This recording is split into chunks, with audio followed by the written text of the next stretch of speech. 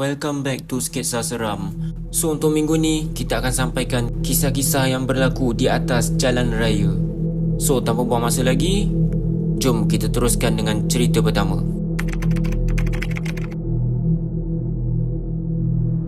Kisah yang aku nak sampaikan ni terjadi pada diri aku sendiri sewaktu aku masih lagi bekerja sebagai penghantar makanan ataupun food delivery.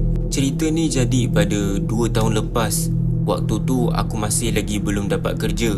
So sementara nak tunggu aku dapat kerja tetap, aku pun buatlah part time food delivery. Benda ni jadi selepas sebulan aku bekerja. Kebiasaannya aku akan keluar rumah pada pukul 10 pagi dan aku akan balik lebih kurang dalam pukul 11 macam tu. Tapi pada hari tu cuaca tak berapa nak baik. Waktu siang tu lebih kepada hujan.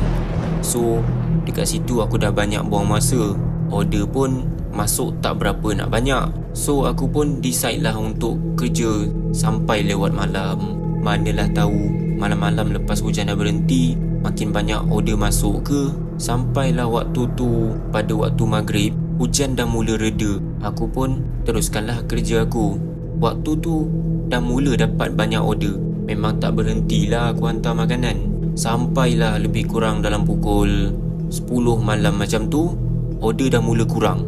Aku duduklah dekat satu kedai makan ni sambil-sambil minum tunggu order. Tiba-tiba phone aku bunyi, masuk noti ada order. Waktu aku tengah bawa motor tu daripada kedai tu, macam biasalah kawasan bandar, aku jalan sampailah dekat satu kawasan ni. Makin lama jalan dia makin kecil dan lampu pun adalah 1-2 tiang. Dengan kawasan rumah yang tak berapa nak ada rumah, banyak rumah-rumah yang kosong.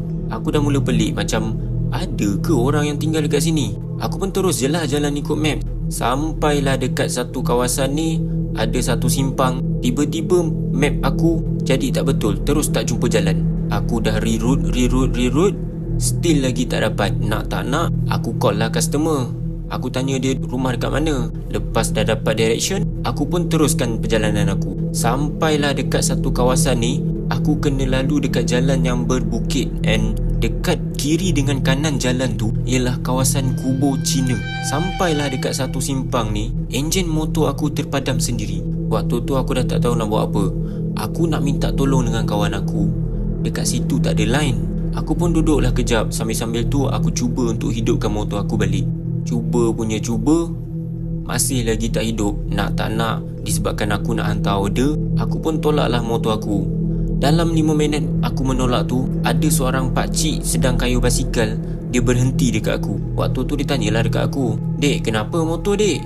"Tak tahulah cik, saya tengah jalan-jalan tadi, tiba-tiba mati dekat kawasan kubur Cina tu.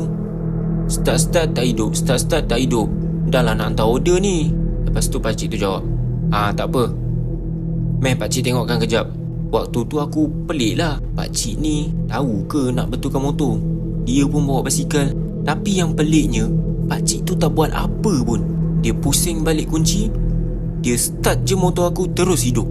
Aku waktu tu macam, biar betul pakcik ni. Aku daripada tadi cuba nak start, tak hidup-hidup.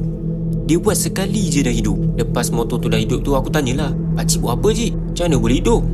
Pakcik tu pun jawab, "Kawasan awak lalu ni, bukan awak seorang je yang kena dekat sini." Lepas tu dia pesan dekat aku, "Kalau boleh balik nanti, jangan patah balik dekat sini, lalulah jalan lain." Lepas dia pesan tu, dia terus naik basikal. Dia terus kayuh pergi daripada situ. Apa yang pakcik ni nak masukkan? Bila aku naik motor, aku nak mula jalan tu, aku pandanglah ke belakang. Kau bayangkan waktu tu, tak sampai 5 minit aku duduk dekat atas motor tu. Bila aku toleh ke belakang, pakcik tu dah hilang. Takkan dah tak sampai 5 minit dia kayuh basikal dekat jalan lurus tu, dia dah pergi daripada kawasan tu. Memang tak masuk akal. Aku pun waktu tu tak cakap banyak. Aku terus jalan hantar makanan. Siap je hantar order tu, aku terus tutup je apps. Aku terus balik ke rumah aku. Lepas daripada kejadian tu, setiap kali kalau aku dapat order dekat kawasan yang aku pergi tu, memang aku terus reject. Aku tak ambil lagi dah order yang kena hantar dekat situ. So itulah cerita yang pertama mengenai seorang rider food delivery yang diganggu sewaktu menghantar makanan.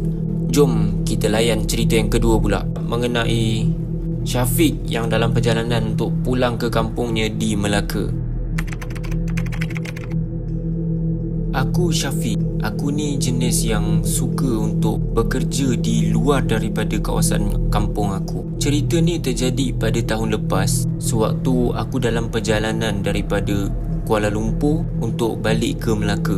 Aku ni masih belum berkahwin, and dekat KL aku tak ada kawan yang orang Melaka. So setiap kali kalau aku nak balik Melaka, aku akan drive sorang-sorang. Takkan ada orang yang nak teman aku. Nak dijadikan cerita, waktu tu aku bercuti dalam 3 hari. Disebabkan dah tak ada apa nak buat dekat KL, kawan pun tak ramai, aku pun buat keputusan untuk balik kampung. So pada hari Jumaat tu, lepas aku balik kerja, bila aku dah sampai rumah dalam pukul 7 macam tu, aku pun teruslah packing barang aku. Aku check kereta, siap-siap apa semua. Dalam pukul 10 macam tu barulah aku gerak balik ke Melaka. Aku ni memang jenis yang suka kalau nak balik kampung, memang aku akan balik malam.